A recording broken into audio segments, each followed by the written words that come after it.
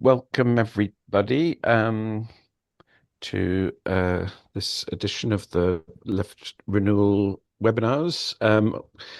Our guests today are Tereza Hendl, Yudit and Anna Zielinska. My name is Ben Gidley, and we've also got Daniel Mang here. We're facilitating this. I'm going to introduce our speakers for a little while and then open up the conversation with them. And if anyone else wants to throw in questions, they're very welcome to. So, Tereza Hendl is a political philosopher based at the University of Augsburg, Germany, and founder of the CEE Feminist Research Network, which supports feminist researchers from Central and Eastern Europe, countering epistemic marginalization and amplifying critiques of structural oppression and coloniality. I'll maybe mention her 2024 article with Olga Boliak, Mila O'Sullivan, and Izada Aristenbeck, Encountering Epistemic Imperialism, a critique of West-splaining and coloniality and dominant debates on Russia's invasion of Ukraine, which I think has been a pretty important reference point for us at Left Renewal.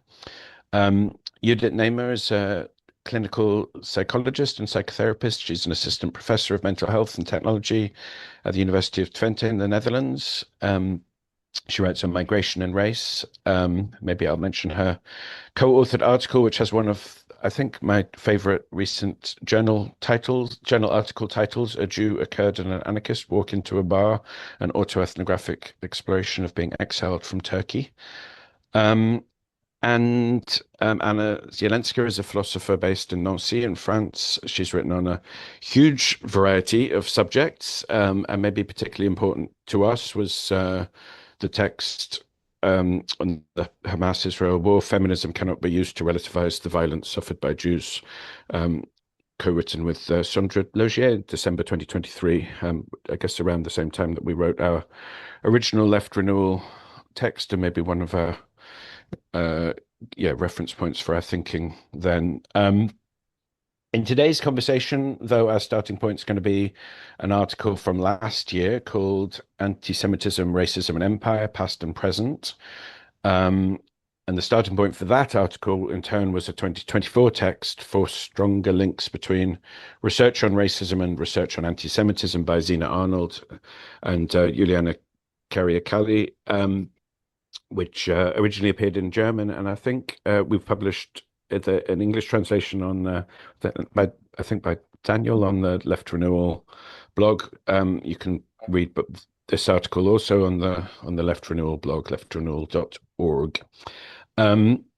So Tereza, Yudit, and Anna built on Sina and Juliana's text's argument that anti-Semitism must be seen within a constellation of forms of racism, including institutional racism, but they add a further dimension, which is to describe racism as a structure of hierarchization of human life, organizing of society, and distribution of resources, including in Germany, and specifically that anti-Semitism needs to be analyzed as part of an imperial history that has dehumanized others alongside Jews and continues to do so.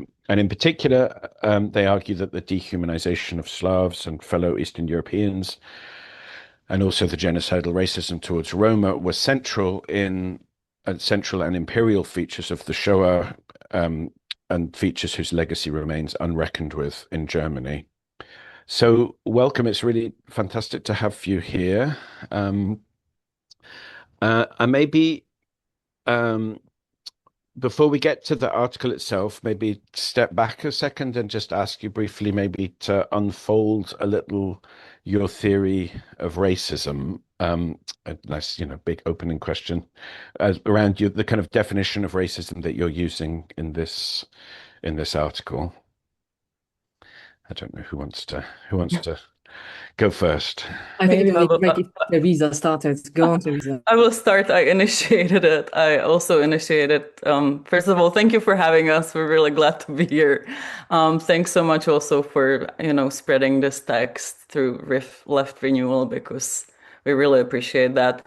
I am the one of us who sits in Germany and is highly disturbed, and has been for years, by the state of German society, its past, present, and future, all of it together.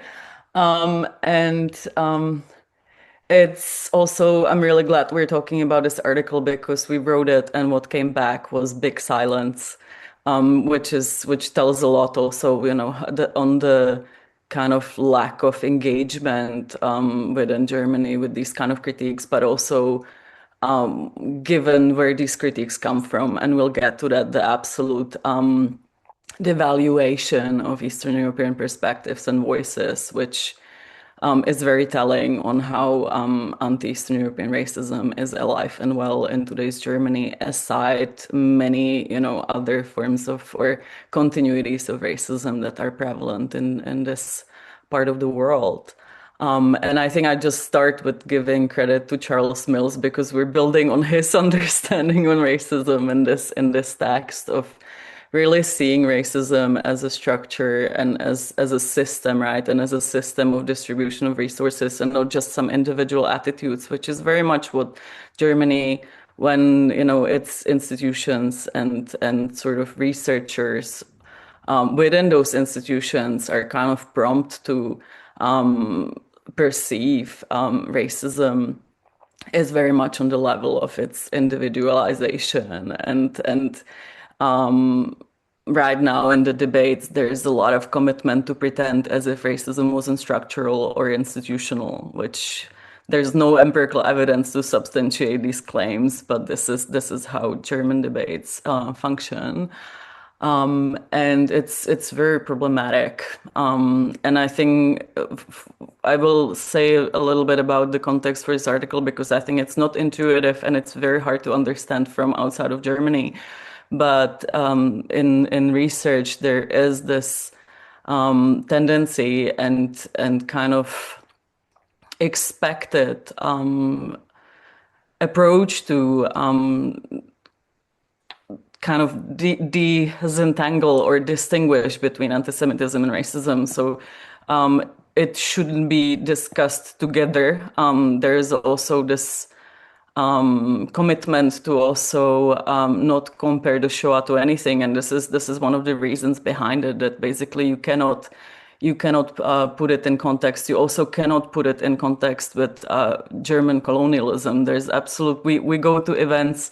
Anna was with me in some conference where German scholar of my generation said that Germany didn't have colonies like Britain. It didn't have colonialism, which is absolute denial of colonialism in Namibia, of genocide against Herero and Nama, and it's also denial of the fact that Nazi Reich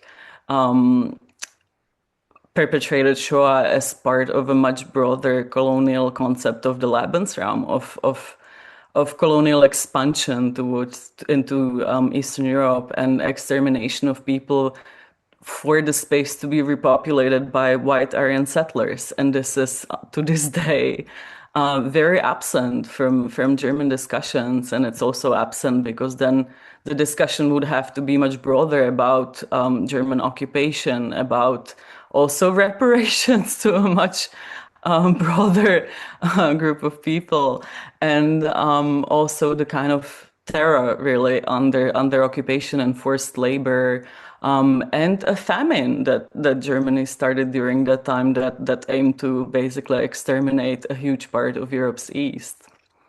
And also just the continuities to the present day of seeing that all the populations who were affected then are still facing racism now in this very present. So I think my colleagues will have something to add. Yeah.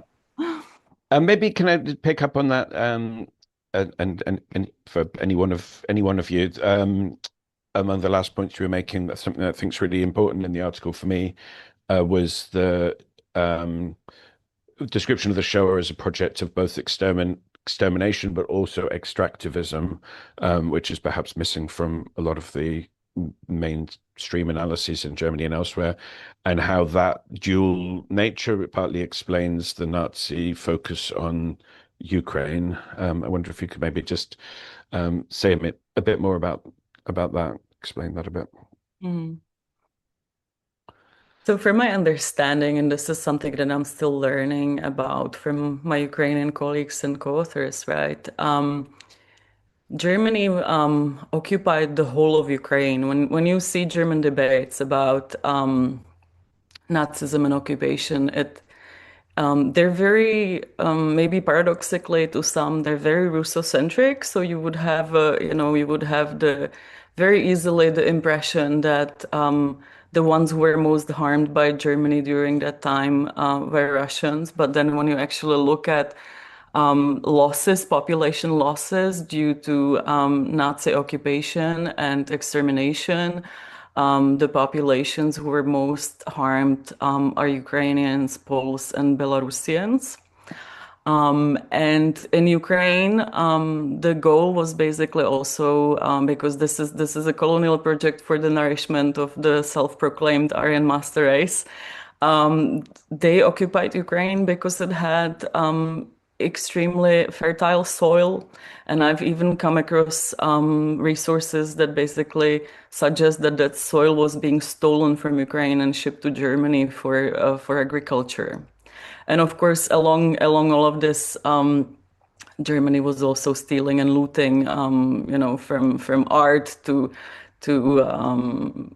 resources, and also human resources and forced labor. So this is very much something that needs to be much more, I would say, highlighted and understood, and also understood from the perspectives of the societies who were subjugated to this, and not those who are, for example, descendants of perpetrators. Thank you. I guess another kind of key intervention in the article is around the dominant German conduct towards Eastern Europeans being racialized, but also shaped by what you call inter-imperiality between Germany and Russia, which I think is a really important concept. Can you explain that a little bit? So I'm afraid this also falls on me because I work with the concept, but please, please, please jump in because this shouldn't be a one-woman day. No, no worries, no worries. I do have things to say for later, but what you are saying is very precious. So go on. Thank you, but do please jump in. So inter-imperiality is this concept that reflects on the fact that there basically is more than one empires, right, in the world, and that they often interact and they collaborate or have kind of semi-rivalries. And this is exactly the case of German history with Russia and its various versions, including the USSR. So I think we really need to have a discussion about how the Second World War was started together among Germany and USSR with the Molotov-Ribbentrop Pact dividing Europe's East into so-called spheres of interests, and then invading together. And Anna will know a lot more about what that meant for Poland, right? And so we are looking at this now also on the level of how that manifests in debates and discussions and research, because when you also look at German perspectives on the Russian invasion of Ukraine now, first of all, we have written about how the discussions are done in a way that always prioritize Western perspectives, Western kind of dominating perspectives that look at Europe's East through Russian-centric frameworks. So they very much center Russian perspective, all the kind of discussions, and sadly also on the left, that talk about Russian security interests or whatever are basically Russian-centric, and they don't look at the history of Russian imperialism. They also very often deny it through the perspective of societies who have had lived experiences with being subjugated and affected by that violence. In Germany, for example, one of the striking examples of this was Jürgen Habermas, who basically always just discussed about how Germany should negotiate with Russia and Putin, and just like nothing in between Germany and Russia was significant. None of the people mattered because, they're just insignificant small states. And it just struck me how little he overcame that kind of German imperial thinking towards Europe's East. And he recently died, and when I saw the obituaries kind of celebrating him as an amazing German philosopher, I find it very disturbing. I had colleagues of my generation basically even recommend to me to read his writings about, Europe's East, how I can learn through them, and they didn't even see what, the many, many, many problems with that, but also they didn't notice that he spoke about and written about Russian invasion of Ukraine without engaging with any thoughts of any Ukrainians. How absolutely colonial is that? So there's kind of these layers of inter-imperiality are still central for thinking about contemporary Europe, contemporary Germany, and not just German history. Yeah, but I mean, just now, always whenever I hear Tereza speak, I always have these clouds of thoughts, which is always very inspirational. But when you were explaining this, Tereza, it just made me think about Barış Ünlü and his idea of the Turkishness contract, which I think he starts from the idea that that in order to be Turkish, or in order for the state to protect you, for giving you belongingness, there are certain things that you have to do. First, you have to, of course, recognize, not question the privilege that you have, but also, certain things that kind of have to be there, like denial of the Armenian genocide, for example, or kind of the denial of how Kurds are being treated. And I think that's idea that the kind of contract that different societies have, I think that really applies to Germany as well. I think there's also this Germanness contract that, says first, Shoah is exceptional. It is something, the recognition of it is part of who we are. But also, denial of colonialism, just, Tereza talked about. And then this very silent ownership of themselves as an imperial power. And then, how, what is important, what is not important. And that is, I think, partly, what defines German racism as well. I think every society has its own kind of racism, which, I think that's why, it doesn't, comparison sometimes doesn't really work. But in the German context, the Germanness Pact or the Germanness contract, I think includes this, idea that, we don't question certain things, and being the imperial power and always, negotiating with other imperial powers is really part of that. So if I can add to this point one tiny thing, it's really fascinating to hear both of you, and thanks for letting me join this the writing of this paper in the first place. Thank you, Tereza. I was just thinking about the importance of all those issues in the contemporary geopolitical sphere, namely the Nord Stream energy pipelines, etc. So those pipelines that were constructed between Russia and Germany in times where Schroeder was a friend of the Russians, and it never worked. It was destroyed probably by some partisans, whatever.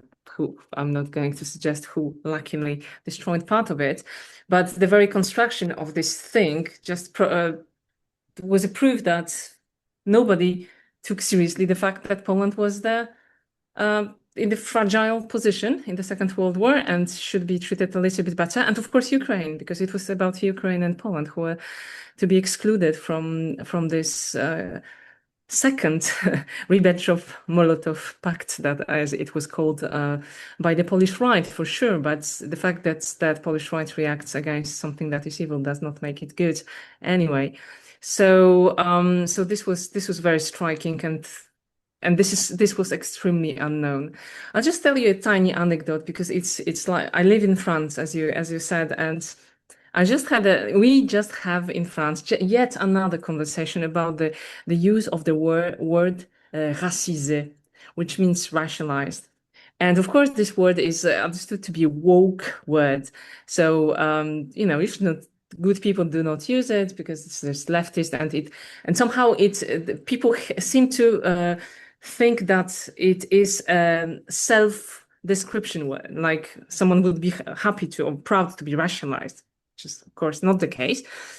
And I was trying to explain to a few elderly, good-willing people, that it is not like this, and I was giving an example just to not to speak about people who are black or brown, because obviously there is some blockade among elderly people to understand the process of racialization. I was just saying that, in France, when I live in France, I'm a white person. And when I go to Germany, I'm not white anymore. I'm a victim of the process of racialization. So I'm racisé in Germany, and I'm not racisé in France. And they just didn't believe me. They just said, no, you cannot say this because you are not brown or black. So it's not the case.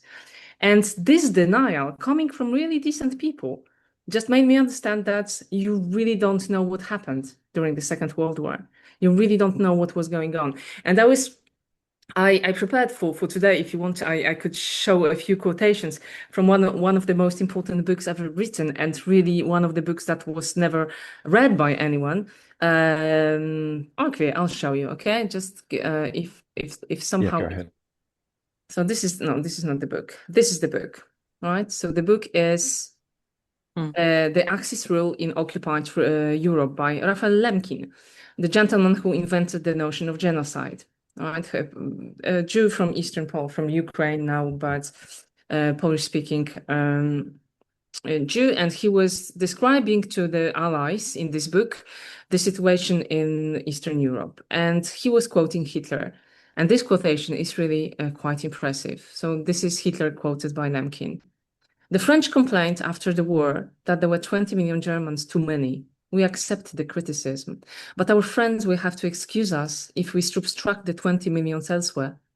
After all these centuries of whining about the protection of the poor and lowly, it's about time we decided to protect the strong against the inferior. It will be one of the chief tasks of German statesmanship for all time to prevent, by every means in our power, the further increase of the Slav races. Natural instincts beat all living beings, not merely conquer their enemies, but also destroy them.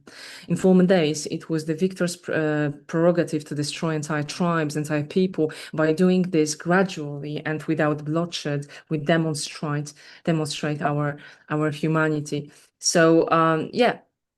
And the interesting, and this is the second, I'm not going to go further, of course, although the book is wonderful and one should read it. The second thing was that, they wanted to Germanize the Polish soil, because this is something that could be doable, but Poles and other Slavs Slavic people could not be Germanized. They were biologically not ready for this.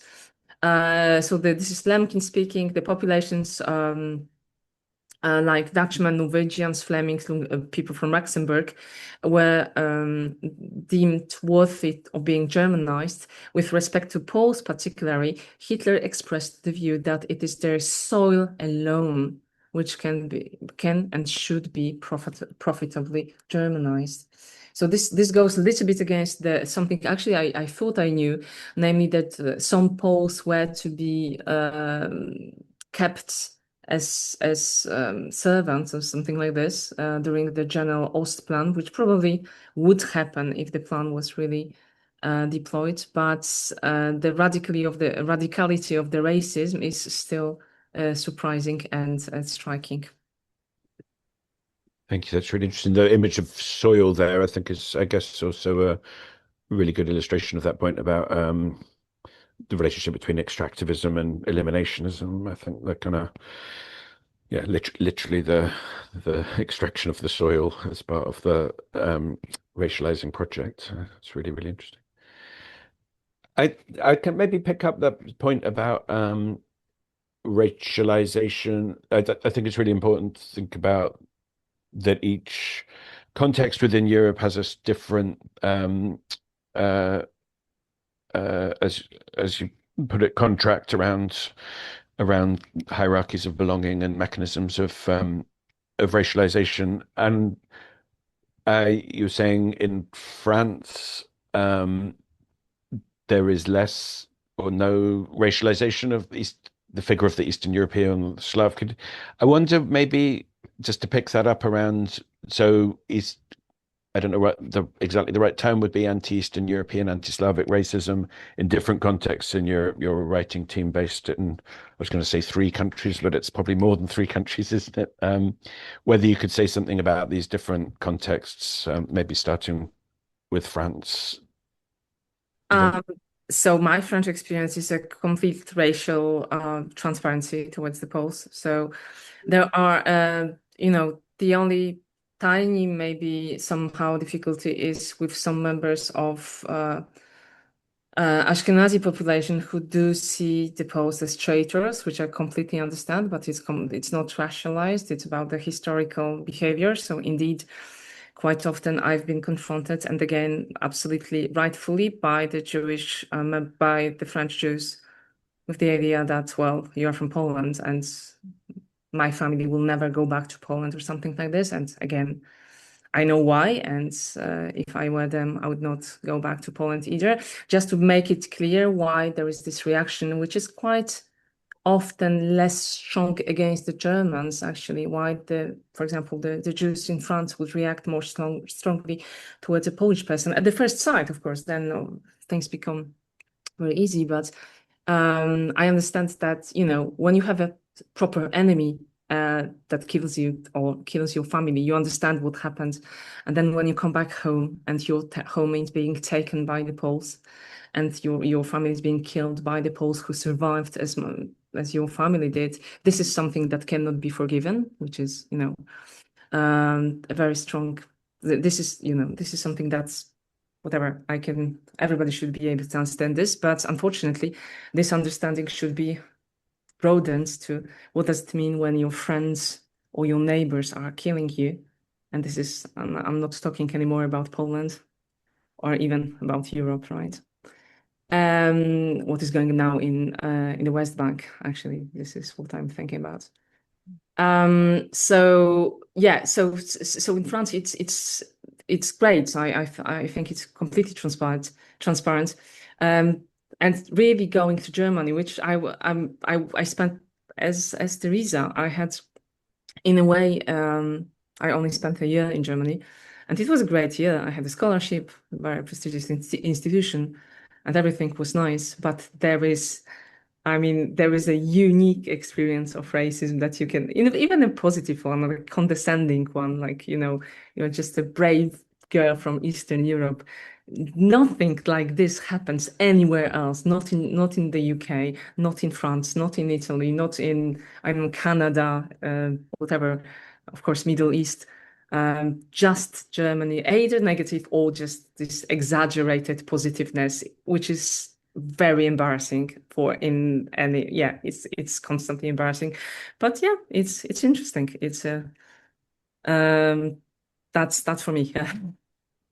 I think I have a more complicated experience because, for example, I did my PhD in Australia and I experienced this in Australia, which is very far away, I think there is, when we speak of like the level of some interpersonal prejudice, I would say that you find a lot of it outside of Germany as well. And I think there's a particular also position that, for example, Eastern European women face around the world, the kind of like over-sexualized and kind of patronizing treatment. And it manifests in academia a lot, like in different contexts. Recently I was asked to actually write a chapter on what it's been like to be a migrant academic, and I decided to be honest, and I'm writing what it's been like, and it goes through the Netherlands to Australia to Germany, and none of those contexts were great. And I think we also, when we would look at who, works in kind of cheap labor exploited industries in Europe, like we would also find that Europe's West stands on underpaid, exploited labor of Eastern European laborers, right? And that I really appreciate Sasha Uhlova. She's a Czech journalist who recently went undercover, and she got herself employed in these industries that exploit Eastern Europeans, which is most of them who are looking for working class laborers who, of course, often don't come from working class. They just work as in working class jobs in Europe's West because that's what Eastern Europeans are used for. And that's also why a lot of people are then very surprised that we enter things like academia and philosophy. But I really appreciate her work, and she wrote a book about, I think it's called, it hasn't been translated into English, but I hope it will be. It's Heroes of Capitalist Labor in Europe. And there's a documentary that's called Limits of Europe. And she has a hidden camera, and basically the worst experience she made was in Germany. She was on a vegetable farm, and she was basically paid half the minimum hourly wage compared to other laborers. So it's very much, we say in the text we wrote that Germany sort of made the progress of using Eastern Europeans as forced labor to cheap labor, and that's what it is.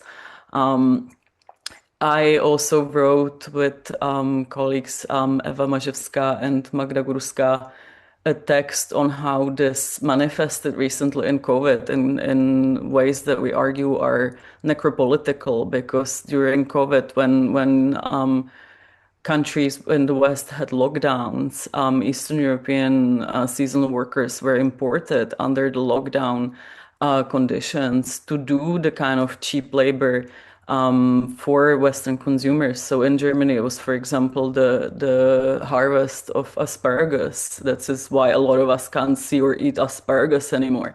And Germany imported 80,000 Eastern Europeans, mostly from Romania and Bulgaria, and they worked under absolutely unsafe work conditions and in housing that didn't allow for distancing. So a lot of these people got COVID and they died. And German media basically described them as some unruly, infectious bodies that were spreading COVID in Germany. There were Czech and Polish doctors that Bavarian healthcare system was reliant on for providing healthcare in Germany. And Petra Koping, who's a social democratic minister for social cohesion at the time, basically spoke of them as people, as the virus eating into German lands, which when I read, it just so was reminiscent of absolute Nazi rhetoric, about Eastern Europeans as some kind of vermin and infectious, kind of. When you read, really, I started reading Mein Kampf after this to just have a look at, how Eastern Europeans are described in that book, and it's just absolutely reminiscent of it, which is so deeply disturbing. And it's particularly disturbing now when we think about the fact that AfD is polling in the first place in federal elections right now in Germany. They have huge success. They're most popular among 18 to 25-year-olds, which is absolutely disturbing that the young German generation is basically voting for the far right. And what I find particularly disturbing that they elected Björn Höcke, who has very active connections to neo-Nazis, He himself uses Nazi slogans repeatedly, and he also said to his fellow Germans in 2017 that they should be more proud of their Nazi past. And he was voted years later to lead the state of Thuringia. So we're dealing now with a situation in Germany where the electorate is knowingly supporting people who are really explicitly far right. I think Judith, you will have something to add to this as well, right? So many things to. Yeah. But it's yeah, I think yeah, I think in a way yeah, that yeah, there's this permission, I think, to just yeah, just not hide the things that people, talk at home by themselves, without the foreigners around. And then, just being able to do that, like the AfD has given, I think, what was already even conscious or unconscious in the German psyche, just a permission to just not be denied anymore, not be repressed, just get out. And I think it has been hugely successful because of this, that we know this is in your minds, but you don't have to repress this anymore. So yeah, I think the Nazi ideology has, it never disappeared. It has always been, never. Yeah, but it's, people learn to repress it, or, I'm now being a psychoanalyst, yeah, because that's where I'm coming from. But or creating this kind of reaction formation to this, say, no, we will actually just say the opposite. But yeah, it has always been there, and now there's the permission to, say it out again. Yeah. And I think, if the AfD is somehow, there's a fight against it 100 years later, it will reemerge again. So I think, yeah, I think it's just it's an undying source there. Yeah. Okay, can I just add something to exactly what Judith said? Because as much as I'm happy to do this Germany bashing in this area, I have to add something about the UK. I mean, because the German mindset does not come from nothing, and actually this mixture, I would say, of the pseudo-Darwinian mindsets associated with imperialism, Germany copied it from somewhere else. So I just think that this has to be, this has to be kept in mind, that what happened in the US in the first place, like the colonization of the indigenous people, the fact that 10% of them are still alive. I'm thinking also about what happened in Australia, about the fact that obviously the indigenous people also. I was just teaching this, and I prepared myself to this teaching, reading really awful things, like for example the people from Tasmania just disappeared at the end of the 19th century, and Germany was still innocent at this point. And then one has to understand that there was this curious mixture of like the reason why Darwin became so popular was because of the nice time slot for him. Like the fact that one had to really justify the disappearing of some cultures and replacement of some cultures by the British culture. Some reading of Darwin, of course, was extremely helpful, although obviously Darwin was not didn't have these thoughts himself. But I also understood that actually not only Darwin, but then you have Lamarck, and somehow these evolutionary thoughts and evolutionary problem comes from Lamarck instead of Darwin, in the sense of Lamarck thinking in terms of transformism. So you have to replace better, like weaker species by better, more adapted species. So the very idea of transformism, even pre-evolutionary, comes from France. But again, the fact of the success of these thoughts is related to the Victorian England's using these ideas to justify something that is not justifiable. And again, the Germans read it. So this is where we are now. And I do insist on this even more these days, because this is exactly the kind of thoughts that are being cherished by the Silicon Valley today. So we are not in history at all from the point of view of these ideologies of superiority and of so-called excellence according to very narrow criteria. And I Yeah, think that's very scary. Like yeah. when we see the kind of revival of scientific racism, absolutely frightening. But I think this is exactly what, what you meant by the inter-imperiality, right? There is also like this continuity that the empires, this empirical thinking or, empire thinking, they just, kind of sustain each other and will sustain each other, most likely. Yeah, I mean, there's also a lot of Black scholars, critics of structural racism, who point how Nazi Germany was fascinated by Jim Crow era, right, and was plagiarizing its basically eugenic ideas. Yeah.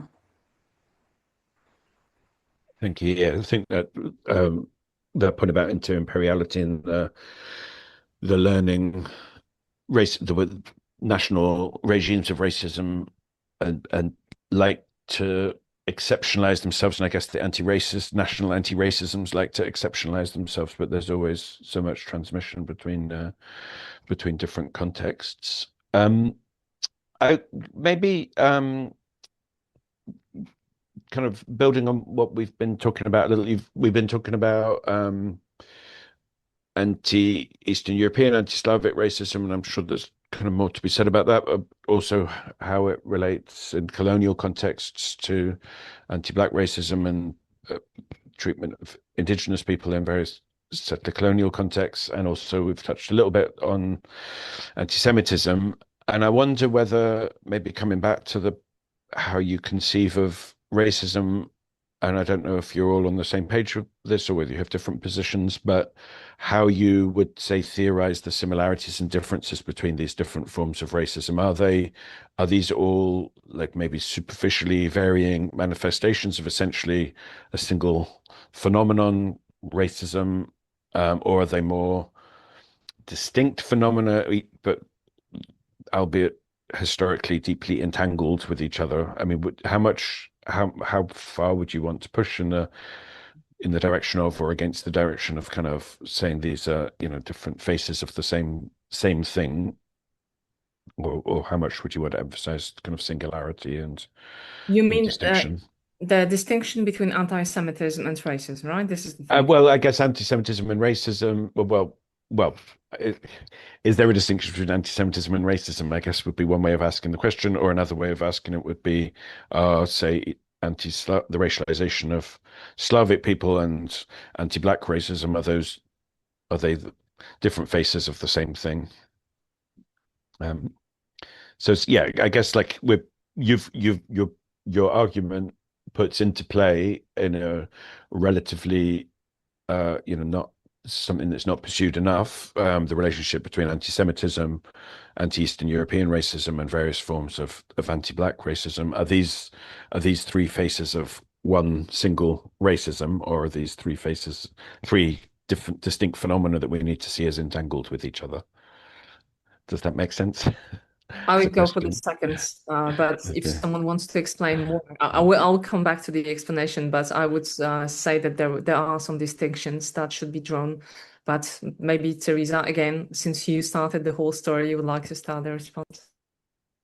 For me, like this is it's a huge question. Like I have so many thoughts, and like one of the first ones that I feel like where we need to start from is to really think where we're looking at it from, because when I think about these things, first of all, in those debates, I really struggle with the fact that when we have discussions like this, what very often happens is the imposition of US-centric ideas about race and racism.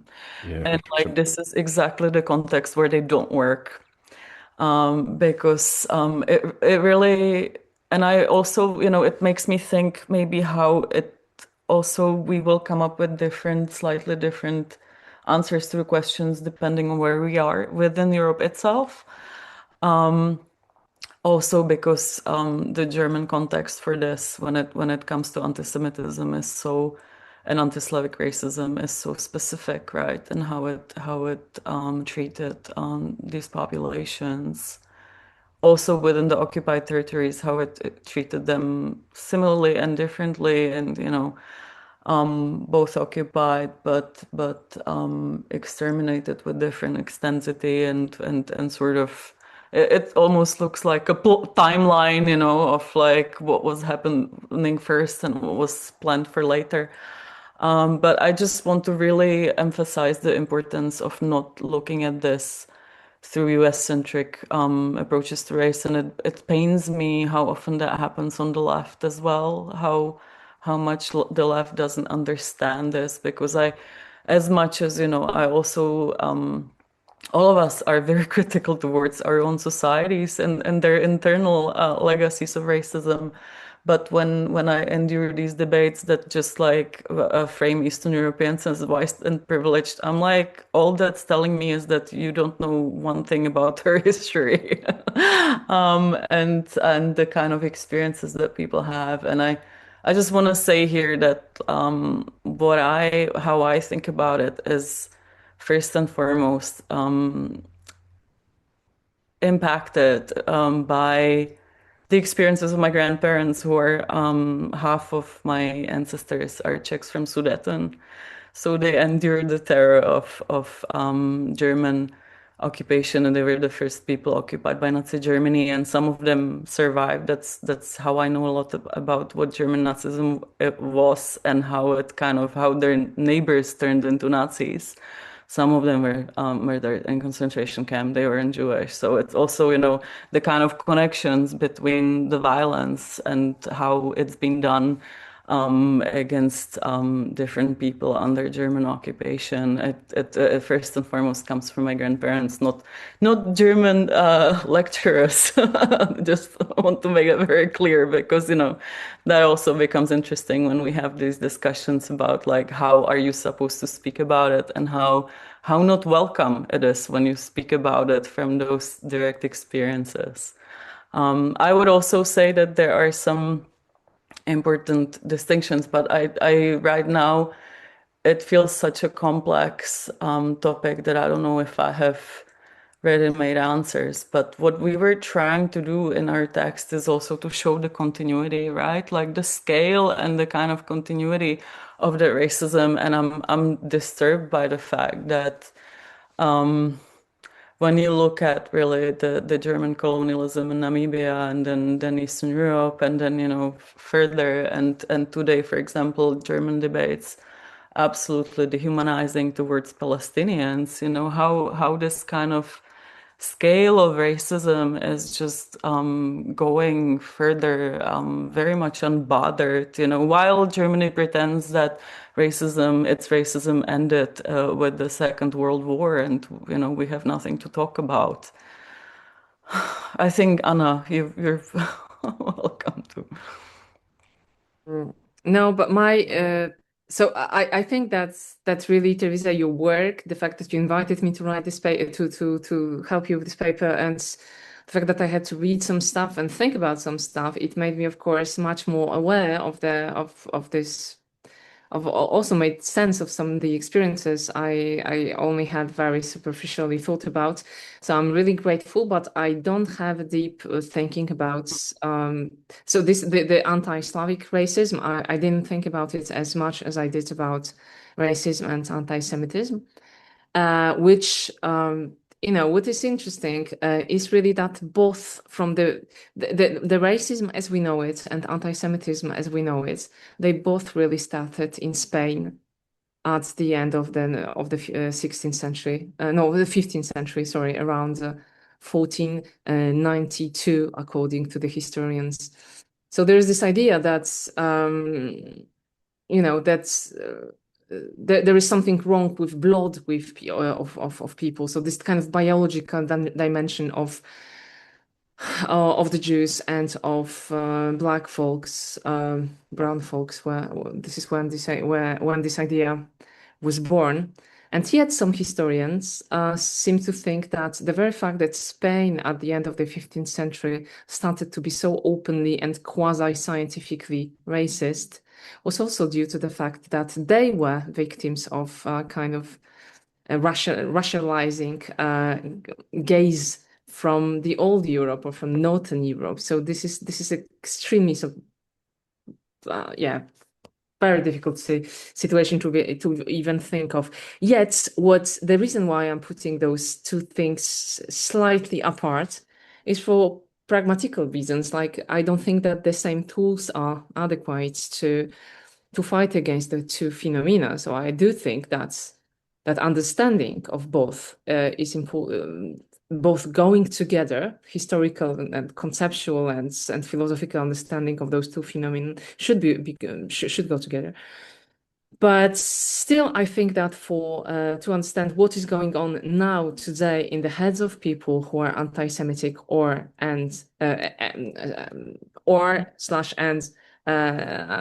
racist, because they are not necessarily the same people, although some are quite similar.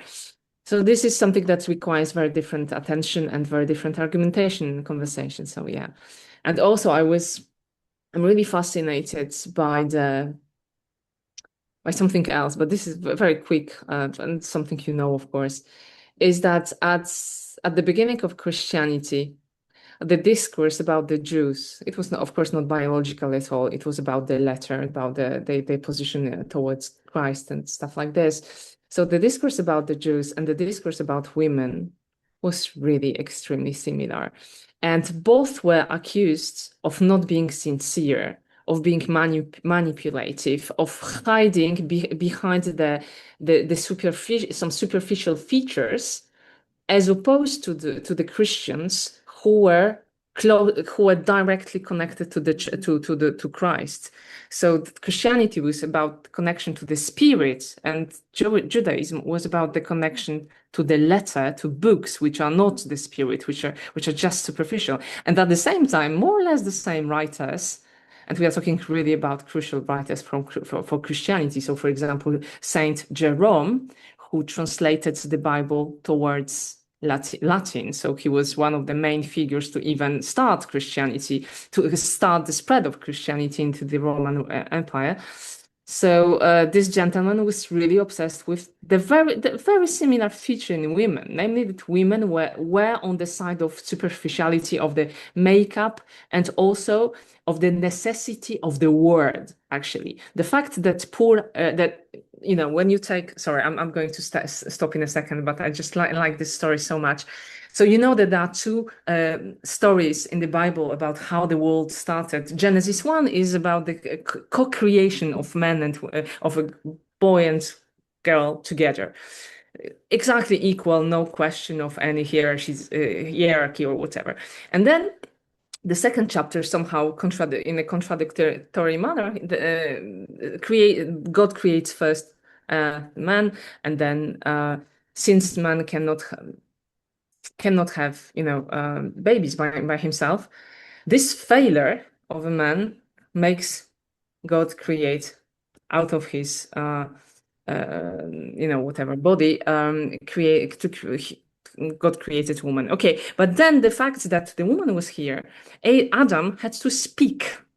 So the word, the fact of the language, is a kind of immaterial symbol of the failure of Adam, because he has to speak with this person who is around.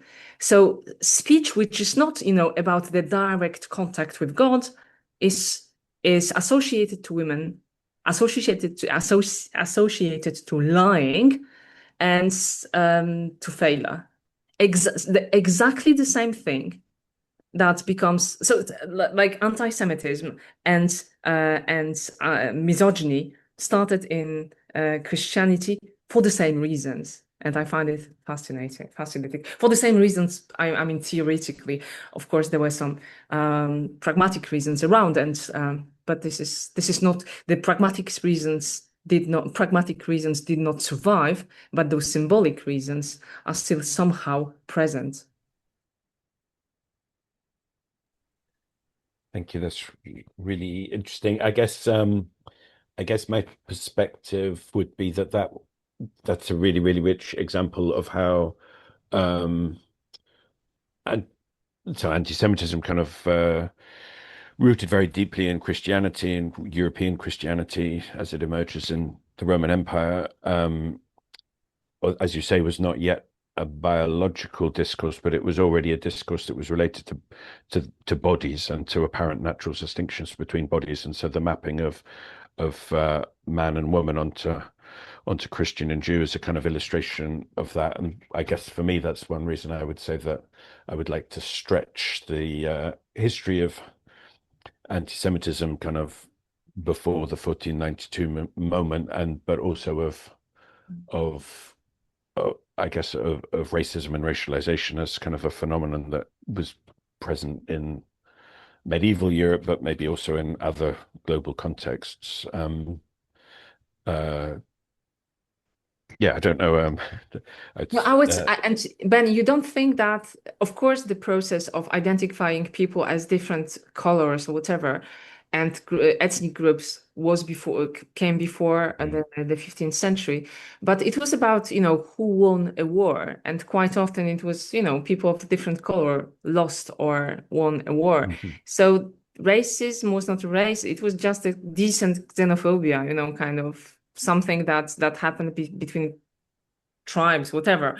And of course, it was not friendly, but it was not theorized yet. And if one day the other tribe wins, they are not going to be considered as inferior. They are going to be considered as superior because this is this is due to the given circumstances. But maybe I'm too naive. And this is the classic reading made of historical racism, pre-15th century racism.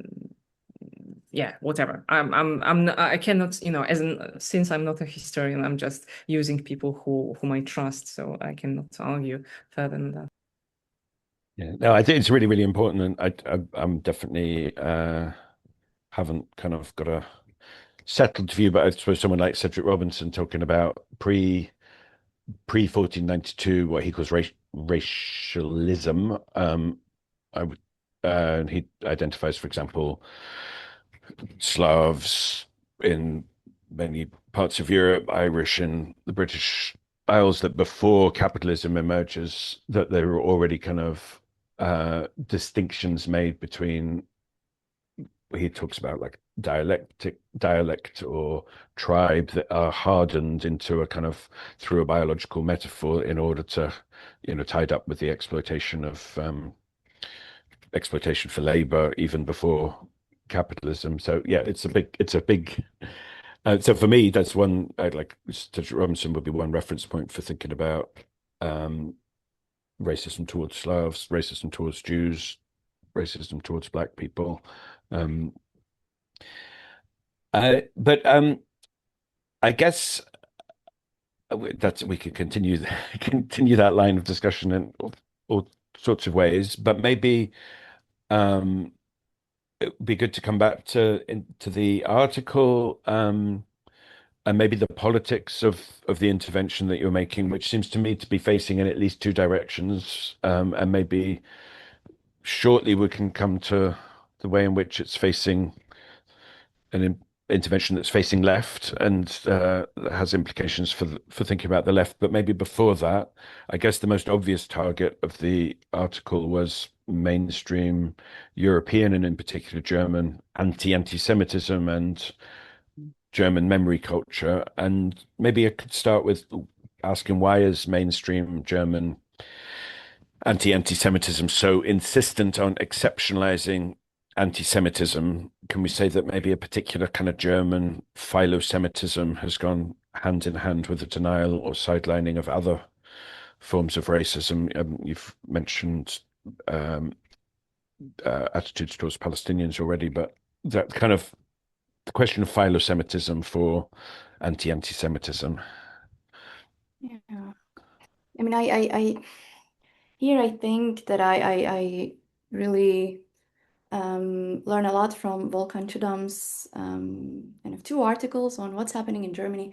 He wrote it in Turkish, but also a friend of mine, but also I think translated into English and German. And then I think in there he really analyzes this idea of this really rigid acceptance of memory culture, saying that this is what, makes us German, this is what will, basically stop us from doing this again.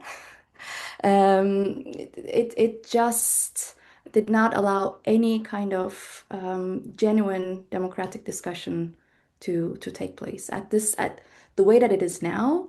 It doesn't. It also, very much objectifies, the Jewish position. What a Jewish person is, what a Jewish person thinks, and then also reflects my personal experience as a Jewish woman in Germany, who's an anti-Zionist. But yeah, whenever, for example, yeah, when I first arrived in Germany, and then people were overjoyed that I was objectified to this and really rigidized, in this position that I should be so lucky to be in Germany right now, because I should be in such a privileged position, and because we all love you, which also came with this complete lack of listening to what I had to say, what my actual political position is, who I was as a political person. It's kind of really reduced me to whatever was projected into whatever was now identified as a Jewish position. And then it was my anti-Zionism was rejected. It was my anytime I had to say anything about Palestine, it was completely rejected. And it's really this kind of complete rigidity that that kind of this memory culture, of this idea that this is now the position. This is how how we can ever prevent another genocide from happening here, and then absolutely kind of no grayness in this. So I don't know if it's also in Germany, if it's philo-Semitism. To me, it feels just really this objectification of the Jew, of the continuing objectification in a different way. So there's also a lot of continuity there. But there's absolutely no discussion. It's not allowed. There's just no possibility. Which also very much facilitated by Habermas. If we he really because he was the, of course, person who was supposed to teach us all how to have a democratic discussion, and his also inability to engage genuinely also, I think, facilitated this quite a lot. I find it really disturbing and scary because as someone who is here right now in Berlin, also I have to say I've learned a great deal from Jewish intellectuals critiquing Germany in the last 2-3 years, and just for example what Deborah Feldman says about philo-Semitism and the kind of instrumentalization of, as you were saying, you did the kind of like you play a certain role, and the moment that you don't do what the German state and society wants you to play, then you very quickly can become stigmatized and punished. And I think it really manifests, in the article we reflect on how many of the people who are persecuted under the German policy of anti-Semitism are basically Jewish. I think in 23, and I have to say I do not know the most recent data, but it was like over 20% people who were persecuted under anti-Semitism were Jewish critics of the state of Israel. And when you, for example, see, or when you go to any kind of protest in solidarity with Palestinians, you see German police, how they treat Jewish protesters, either identified by banners or, like you see German police punching in the face a man with a very visible kippah. One really cannot trust that there's any kind of genuine interest in stepping down on anti-Semitism when you see this police violence. Thank you. Yeah, I was in Berlin just a couple of days after October 7th, and the militarization of the German police in Sonnenallee was something that completely blew me away just as a visual And spectacle. I will say also, I do live in this area, and first of all, for the whole month of October 23, the neighborhood of Neukölln was collectively punished for being, too Palestinian, too Arab, too Turkish, too Muslim. So there was German police on every corner. They brought them from Saxony, which is the most neo-Nazi infested police force in Germany. So it was a very scary experience. And I have to say, like, in my whole life, I haven't seen, and I feel like I never had illusions, and I've been very kind of perceptuous to structural racism for many reasons. But I've never seen such a systemic effort from state institutions, politicians, and media to create a notion of an enemy and to turn people against each other. So the kind of systemic effort, for example, to say that all Muslims and all Palestinians were a threat to Jews in Germany. Not, for example, mainly the German white far right, which is what the data show. That was very scary because you would see very systemically, different political speeches or different articles, sadly, including from the left, where anti-Semitism was framed as imported from the Middle East, kid you not, in Germany. That was absolutely scary. And I have to say, I was absolutely forever grateful to amazing group of Jewish intellectuals who kept writing open letters saying, we are not afraid of our Muslim neighbors in Neukölln. We are afraid of the white German far right. And they really, being here with the police force in that month felt like you're in a pressure cooker, and the institutions are not trying to de-escalate. They're trying to escalate a situation where they will incite violence, and then they will, deport people en masse, and they will get their argument that really they are a threat. Like, this is what I was like witnessing, expecting, and I feel like the open letters from those Jewish intellectuals actually really pulled the rug under this discourse, and they disrupted it, and I'm forever grateful. Because like I also I have a life partner who's affected by this kind of racism, so it's like it's personal, and I was really deeply scared. But I have to say, this has been a very long-standing project in Germany of externalizing this anti-Semitism to Muslim immigrants for a while, right? After, saying, oh, we've done we have a memory culture, we have gone through the recognition process, so anti-Semitism doesn't exist in Germany anymore. If it exists, it's again like this disease discourse. Oh, the Muslims who immigrated to Germany must have brought it with them. Esra Özürek has this wonderful work on like from also the pedagogical background as well, about how kind of in schools this is also so for a lot of from Turkish people arrived in Germany in the 1960s and after the war, but in school there was all this kind of part of being German is having to feel remorse for the Holocaust. whereas, people arrived after their parents were not complicit in this. This is not, when, children of immigrants go visit concentration camps, they see it as something, oh, maybe this could also happen to us. They don't position themselves there as we have done this to other people. It's of course a completely different emotional experience, but they were also kind of forced to go through this very unified emotional experience of having to feel remorse in something they weren't complicit in. So this has also been happening for a very long time. This idea that anti-Semitism, if it exists, it's in Muslims. It has nothing to do with the white Germanness or yeah.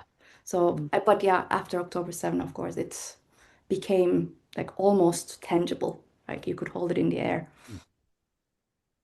Thank you. Yeah, so that as recalls the outsourcing of guilt is obviously a super specifically German issue, but I guess the kind of blaming of anti-Semitism on Muslims, Muslim migrants is also a feature of other countries. I don't know. I think we're going to lose Anna in a couple of minutes, so maybe Anna and then Yudit, if you could say something about is this also a French and a Netherlands phenomenon, this kind of stigmatization of, or this version of anti-Semitism, which is also racializing of Muslim and Middle Eastern others?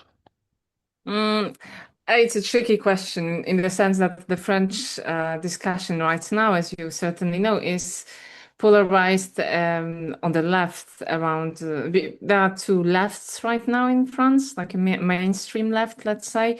So socialists, ecologists, some communists, who are. And then on the other side, you have La France Insoumise left, Jean-Luc Mélenchon.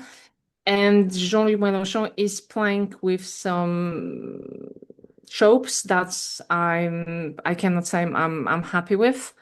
So he is playing with tropes. First, he was playing with pro-Putin tropes, and then he was playing with clearly anti-Semitic ones. And actually, if I think that's the guiltiest person or the most problematic person as far as the, let's say, left-wing anti-Semitism is concerned in France is Jean-Luc Mélenchon, and yeah, and this is our problem. And by the way, since indeed I will have to go in a few minutes, I'll just use this is a wonderful move actually. So you spoke at some point, Ben, about the fact that we should mention some issues related to let's say the left renewal. So I'll just say that indeed, and I'll let you go to something else if you think it's there are still some issues to be mentioned. I just wanted to quote a paper that I didn't write. I kind of wrote a few paragraphs about the French situation, but the paper was written in the first version in I think German, by the way. It was published in Germany it was written by the members of the party Razem together and the Polish left-wing party.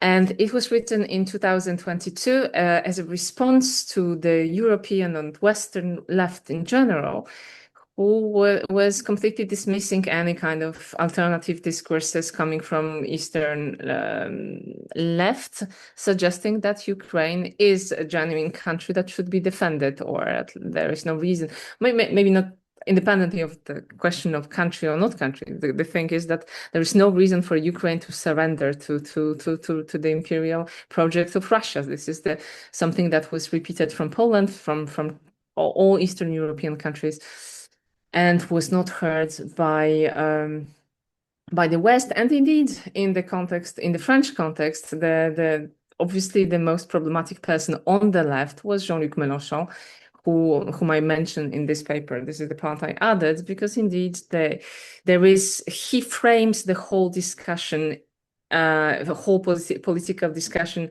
which in France and on geopolitical level, by instrumentalizing the question, by instrumentalizing some fears that recent incomers in France have, I mean, the situation is really weird, and this is all I can say at this point. I just hope that that's I don't know, the discussions that are taking place between communities, that discussions that are friendly without denying the structural racism and tragic history of France. I hope those discussions are going to happen independently of Jean-Luc Mélenchon, because the situation is really tricky. But I don't think that we have time to develop it here, and I'm not prepared either. But I just want to say that the French situation is quite weird. And again, since I'm going to disappear in a few moments, thanks so much for this discussion, and thanks so much, Tereza, for this for the idea. And the work you are doing is so important and such a great quality that I'm super proud to be a part of it. Thank you very much for your contribution. I think we can use the situation is weird as a good summary of the whole of our conclusions. So we've got I guess you've Anna's introduced this kind of final but very big last point that I wanted to us to move on to, which is around the left and what we need to say to the left. I don't know if there's anything you just want to, either of you, Tereza, or you don't want to kind of dart back to talking about the right's anti-Semitism before we get our teeth into the left. I feel like you might. Yeah, I mean, it's not surprising. So, it's also kind of, in a way, not surprising. Not it's along all of our so I mean, there's much to say around that, but I think it's for our audience, I think, or who might listen to us, I think it's more important to talk about the left and what the left can do rather than the right's positions, because I think it would be preaching to the converted in a way. Okay, that's cool. No, I guess maybe there's a couple of things that would be great to take up. One is around the sort of refusal on parts of the left to think about anti-Semitism alongside anti-Black, anti-Muslim, and other forms of racism, and whether the extent to which that's been a kind of that kind of blindness has been a central feature of the Western left, and whether, I mean, one explanation for that is the US model of racism becoming the default model for so much of the European left. I don't know if that's something that you have any more thoughts around. I keep running into this problem all the time, the kind of US-centric idea of race and racialization. I really appreciate there's this new work by Joanna Malinovska who's using the term binary white sort of discourse. So you're white or non-white, and that's the only kind of a hierarchy that we're dealing with, and we're not. It's so much more complex and complicated. And I appreciate also a lot of people who write about, for example, Anka Parvulescu writes about racial triangulation. So if you're in Europe, like what the hierarchies roughly are between European West or the larger West, and then Eastern Europe, and then former and current Western colonies. But I would still add inter-imperiality and Russia into the picture, because I think that's one thing that it's complicates the hierarchies, and I think we're also not very good at critically thinking of white Russian supremacism, because Russia was basically framed as anti-imperialist and not racist, and that absolutely leaves out of the picture, but also fails to listen to people from Central Asia and to indigenous nations who are now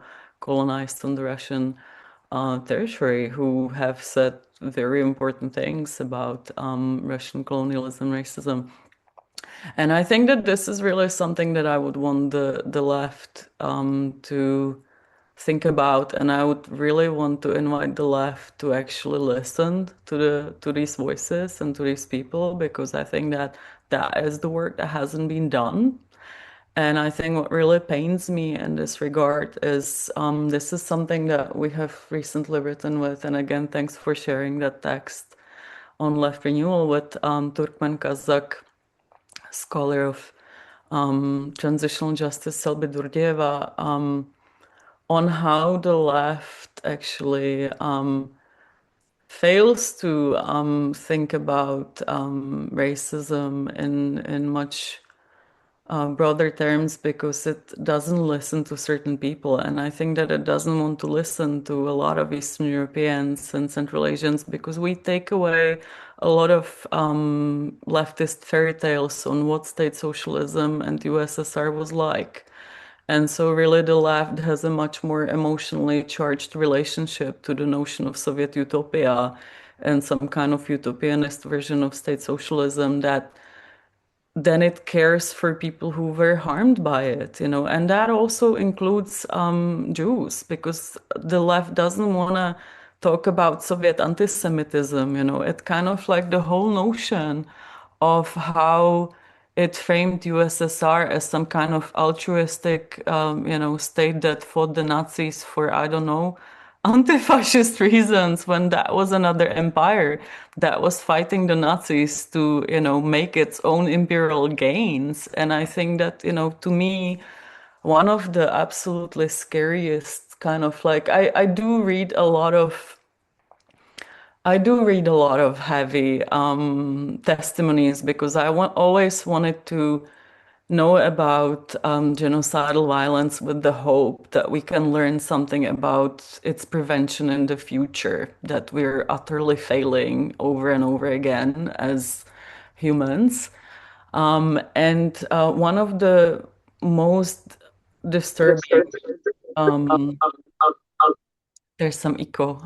Anna, I think you're I'm echoing sorry. through your phone, maybe. One of the most disturbing testimonies I've read in my life were about the so-called Soviet liberators of concentration camps and the sexualized violence that so-called Soviet liberators perpetrated against Jewish women in them. And so I will absolutely never buy into this kind of notion of the USSR as some kind of anti-fascist liberator, because that's an absolute level of racialized violence, racialized gender violence that the USSR was never held accountable for, among the many things that it hasn't been held accountable for. And I think that this really also needs to enter our discussions about, anti-Semitism alongside fellow forms of racism and the kind of genocidal and imperial colonial violence that has been perpetrated from, many different kind of legacies, Western and non-Western. Yeah, and I would also kind of like to add to that this, I think that there's also not a lot of recognition or engagement with, within Jewish racism that exists, right? I mean, there's not a, unilateral one form of Jewishness, of course. There's also different ethnic realities within being Jewish, if you're Ashkenazi versus if you're Sephardic, if you're Mizrahi, if you're a Black Jew. These are all completely different experiences. And also, when you look at what is considered more, there's also this hierarchy, basically. And also what, sometimes because, of course, Ashkenazi, Jewish, let's say, intellectualism, it's more, it has its traces from European intellectualism. There's kind of more engagement with it versus engagement with, Sephardic texts, or, Mizrahi texts, or, Black Jew texts. So there's also, I think, there is also racism within racism there sometimes. And then, as a Sephardic Jewish person, I mean, Also, partly this is a language issue, of course. We write in Ladino, we write in Turkish, we write in Greek, we write in Arabic. So, we are also kind of a very multilingual group. But there's also very little engagement unless we are forced to express our views in a very white European way sometimes. Thank you. There's, I guess, thinking about the left, the Ashkenazi kind of, maybe this echoes a little bit the retro Stalinism that Tereza was talking about. There's also a kind of nostalgic imaginary version of the kind of Yiddish Bundist kind of heroic version of the good Jew that is quite a common leftist trope that is often used alongside kind of complete denial of of of contemporary forms of anti-Semitism, or particularly from the left. On the other hand, I guess there's maybe, I don't know, tokenizing use of the figure of the Arab Jew or the Mizrahi Jew as another sort of good Jew for some parts of the left that also doesn't engage with the reality of that category. Yeah, a lot of objectification, A basically. lot of Yeah. objectification. Yeah. Yeah. Um, I guess we're moving towards, there's a couple of final questions that I had on my list, although uh I don't know if there's things that which are but I don't know if Daniel, if there's anything you want to jump in and before I get to those. No, not right now. Go No. ahead. Okay, so I guess the first of the last two big questions is maybe at the end of your article, you uh, condemn what some people have called a kind of I think Diaspora Alliance calls carceral anti-Semitism, which is one based on repressive measures, and you call for a more, I guess, multi-directional solidarity. And so I just wanted to ask, what would that look like? What would a non-carceral, more multi-directional kind of anti-Semitism look like, whether in the German context or or at a bigger scale? Yeah, I mean, my answer to this is always very abstract, very psychoanalytic. I don't know whether I could, translate it into practical terms, but yeah, let me try. So like whenever there are kind of different positions, and then there's like one versus the other, I always think about the position of the third, of the moral third. Again, go back to Jessica Benjamin, who's a relational psychoanalyst. But I borrow a lot from this, her, I mean, it comes from, of course, the psychotherapeutic relationship. When it's two people, you're always forced into this complementary position. If for me to be right, you have to be wrong. So like we could never really exist in the same kind of conversation. But of course, if that were true, then we would not be able to have psychotherapy. And the therapeutic solution to that is to, just form a relational field together. In analysis, it's called the third space, the intersubjective third space. But Jessica Benjamin then also takes it to the kind of the political realm as well, talks about the moral third, what that means in the political idea. And for that to happen, there has to be, she talks about this, kind of capacity to stay together, or to stay with kind of violence. So, like when Tereza was saying that, she was reading a lot of these heavy materials, heavy testimonials. I mean, this is also kind of one way of fostering that capacity. Because if you don't have that capacity, then first of all, then everything collapses, the relational field collapses. And I think this is also kind of what is happening these days, like with this, I exist, so you don't, kind of, I'm right, so you are wrong. kind of complementarity is that at the end, nobody actually holds anything, nobody actually carries anything. And then, the suffering of the people who are suffering, they are just completely left alone with it. This is also, I think, what we are seeing with Palestinians. There's so much argument about, oh, whose position are we going to center? Is this the right way to talk about? Is that the wrong way to talk? Is it genocide? Do we call this that or not? But in the meantime, people are dying, people are being starved, and then, people are being eradicated. And then we are, lost in what is right, what is wrong, how do we punish, do we allow this person to speak or not? And then this is, I think, what Jessica Benjamin calls, this is being a failed witness, right? We are, failing as witnesses because we are, sometimes lost in these complementary, debates. So I don't know whether I have been able to, practicalize this, but this is what I'm, basically every day in, day out, this is, what I'm dealing with. I will try to answer the part on the multidirectional solidarity, because I feel like on anti-Semitism I'm a little bit out of depth, and I would absolutely leave it to people who know more, like you did, because I feel like I'm not the one who can offer enough insights on it. And I think it also needs to be Jewish-led work, absolutely. Although I would also say that we have, a responsibility to fight anti-Semitism at the same time. Wouldn't want to get out of that responsibility at all. But lately, what I'm thinking about a lot is just how, when you think of these harms that have been done in our societies and beyond them, one really comes to understand how also empires divided us and how they divided different people, and they did this kind of magnified already existing sort of legacies of racism. They magnified them intentionally to turn us against each other, to make it easier to conquer and dominate and occupy.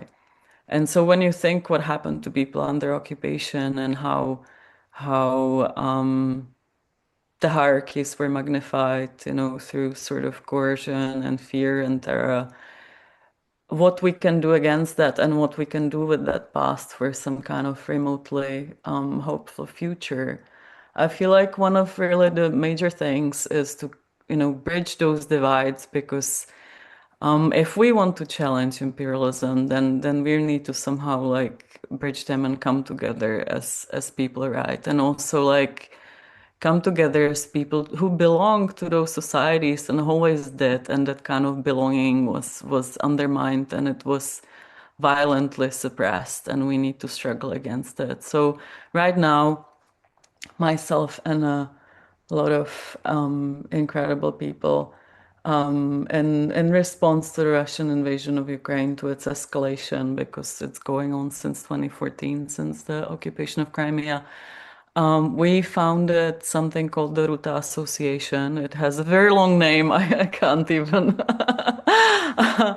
properly memorize it, but it has, Europe's East, Baltic, Caucasus, Central and North Asia. And we come together as societies that have been divided by imperialism, trying to have these discussions together. And one of the things we're having now, regular conferences in Ukraine. We go there out of solidarity with scholars who can't leave Ukraine, and as long as we can under bombs, because we also I spend a lot of the time in bomb shelters when I go there and when I write, and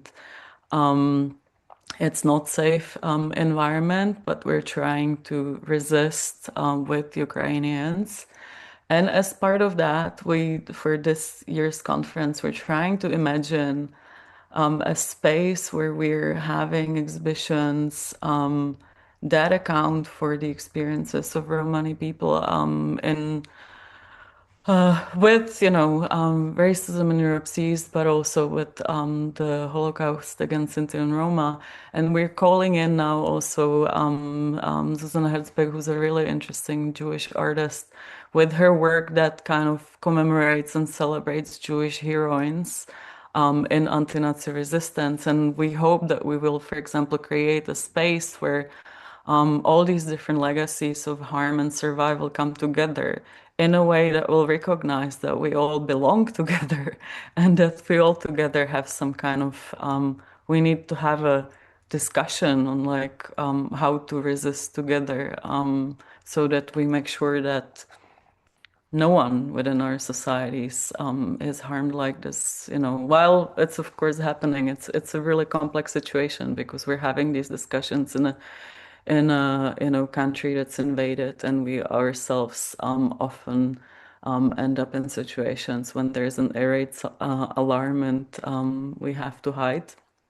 But it's deeply meaningful, and I think that also like trying to do some repair to you can't repair the past, but you can sort of like insist on the fact that people who were framed as not belonging and people for extermination belonged, and we can resist that idea, that and resist it now and for the future, and find ways of how to insist on that belonging and on a society that is pluralistic and that listens to voices that have been silenced and stigmatized and insist on something else.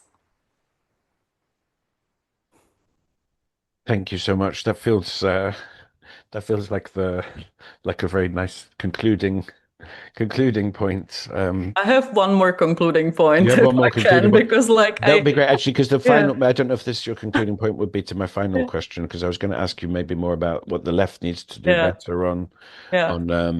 well, both on anti-Semitism, but also on these kind of issues around Ukraine and racism towards Eastern Europeans. I really want to say to the left that like the left cannot be anti-fascist for as long as it replicates this anti-Eastern European racism. Because one thing is it's replicating when I encounter the left and the way it thinks about Eastern Europeans, and very often, in a way that like sort of intellectually deficient people who, are not capable of understanding our own histories properly, and maybe we need to read more Marx to really comprehend them and stuff like that. It actually, I don't think the left understands that, and a lot of that, it really is replicating notions that are very similar to what is in Mein Kampf or in Joseph Goebbels' diaries. And so it cannot be anti-fascist if it replicates this kind of anti-Eastern European racism, but it also cannot be anti-fascist for as long as it minimizes and trivializes current Russian fascism.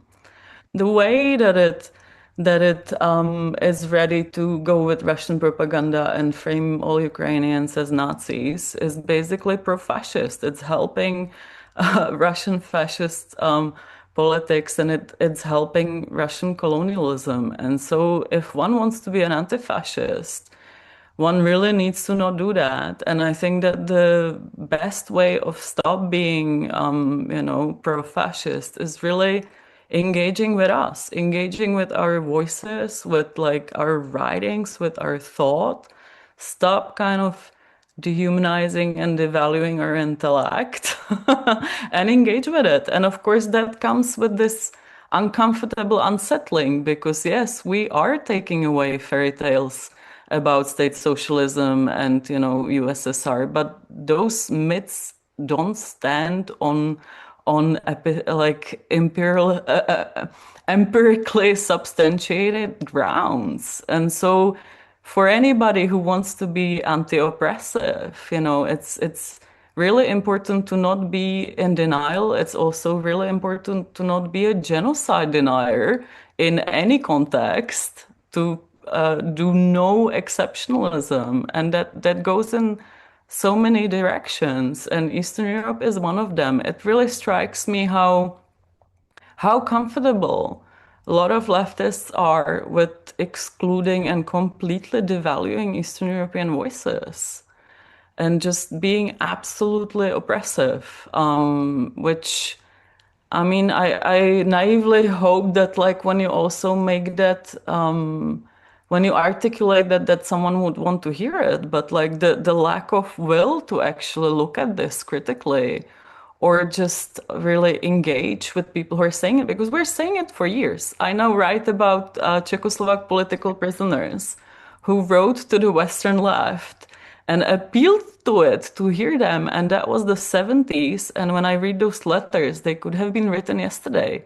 That little growth the Western left has done when it comes to Eastern Europe in 50 years, nothing.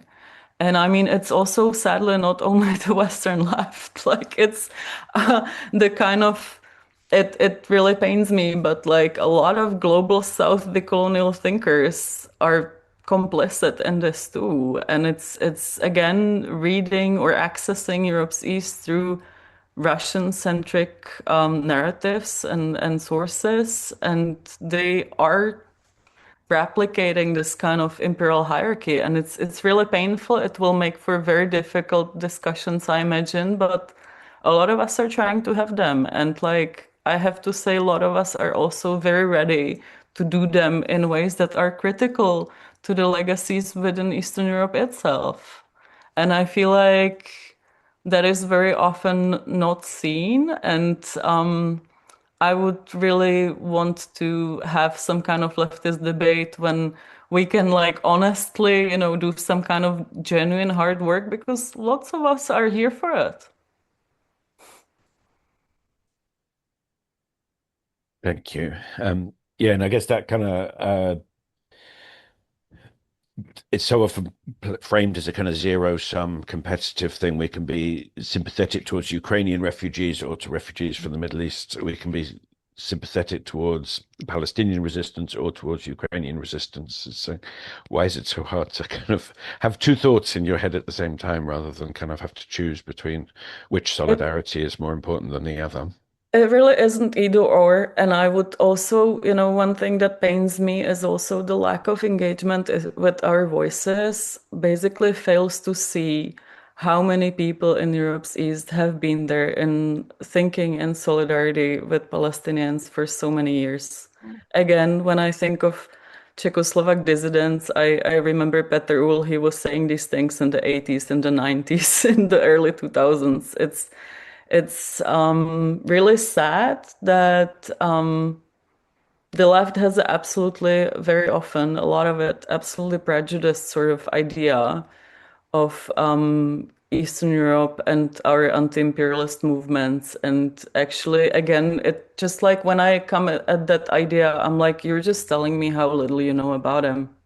Because you didn't read, I don't know how many texts from the last 2-3 years. Also, for example, the letter of Ukrainian letter in solidarity with Palestinians. How many people know it? And yet it's been there.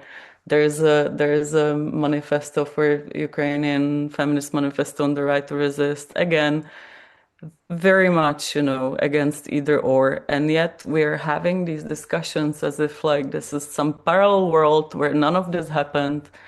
And it's very sad. Thank you very much. And this also, I guess, resonates with Yudit's point about the third space, the kind of thinking against binaries. But it's just really also it really requires, like, I cannot stress this kind of enough, this relational capacity to kind of really engage with this. It really means that it's going to be difficult. You will have to, get rid of a lot of narcissistic ideas. You have to feel wrong. You'll feel ashamed. It's also very important, not to let, shame or guilt, stop you from, because also that's the problem, right? We keep shaming each other into kind of different positions. It actually means that we're not engaging with each other. But just really work on this capacity to sit with something that is very difficult will have to mean that you're not going to be right. and just sits.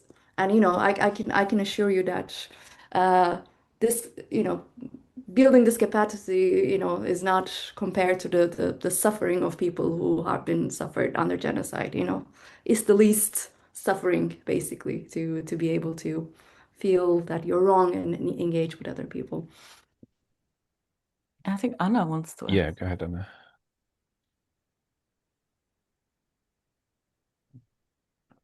Oh, No.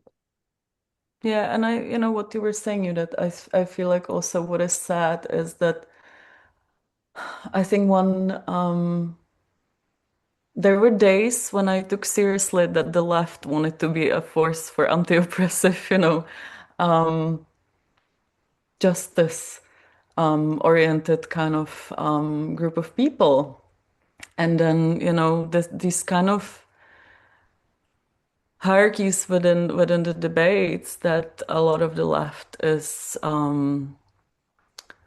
fostering, just like tell us how many people are also committed to holding on to power within so-called anti-oppressive, circles of people. And that is really something that is hard, and I think it's often hard to address because also the left, and I think also a lot of feminist circles, which is something that I very much critiqued lately, is just how much they're committed to a certain self-image of being better than. And in those spaces when you're committed to this kind of notion, no, we're the one who are right and who are better and we're doing this good work, then it's somehow so hard to come across with some kind of point. No, you actually have been doing a lot of harm for many years, but like here's an opportunity to stop and actually do something better. And then how do you deal with this kind of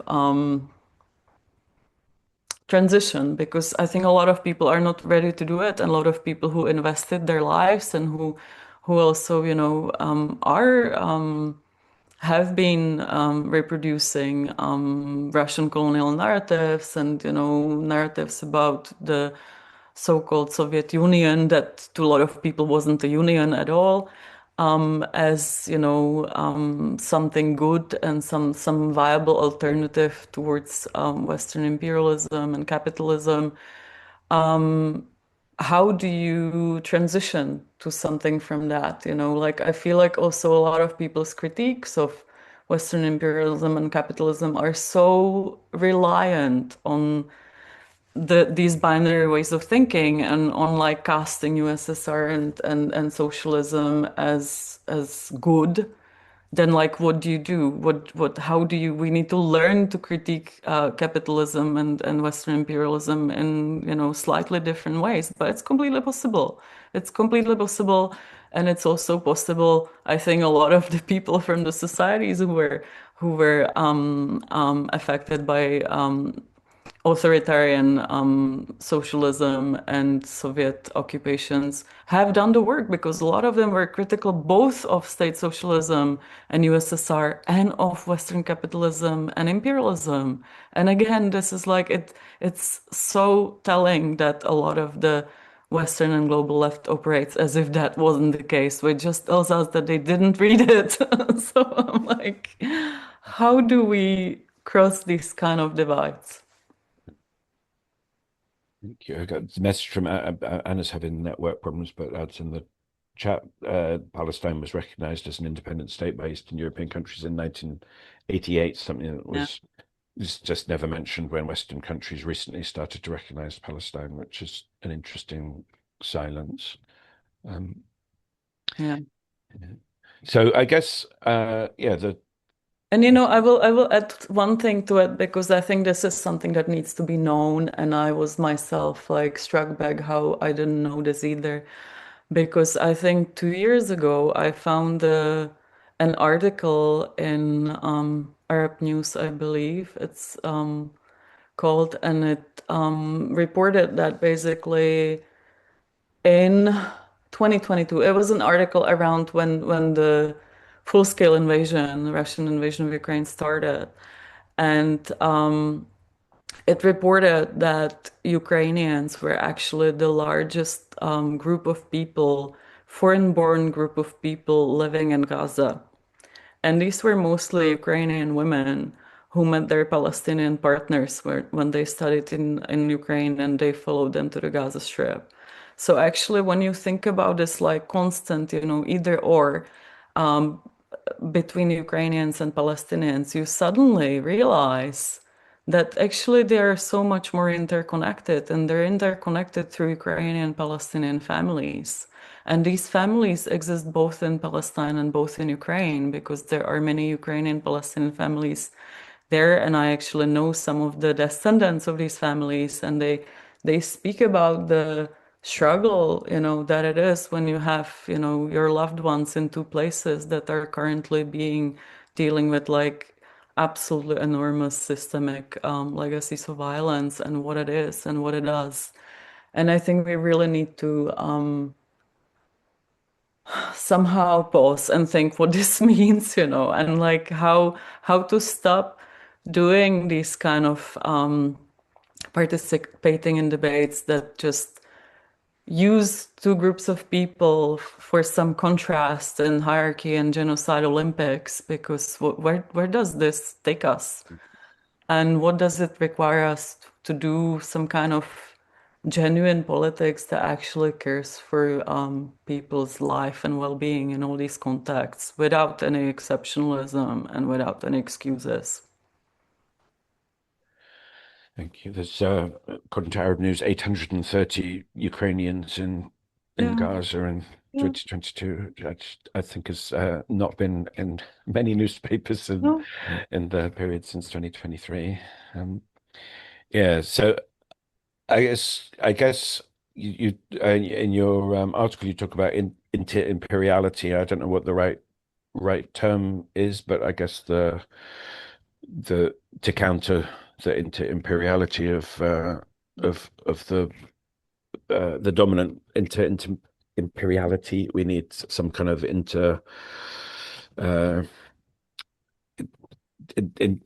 solidarity between a multi-directional thinking that counters that inter-imperiality, that is able to look in both directions at once, and instead of in this binary way that we're thinking in there. Thank you so much. It's been such a enriching conversation. I feel that we could have actually had done this in several webinars, because there's so much ground that we've covered. I'm really, really grateful to all three of you. Yeah, I guess so thank you hugely to Anna Zielinska, Yudit, Tereza, Hendl, and thank you to our audience for listening. Thanks so much for having us. And I'm really grateful that, there is some kind of initiative for left renewal because we so badly need it. And yeah, it gives one hope.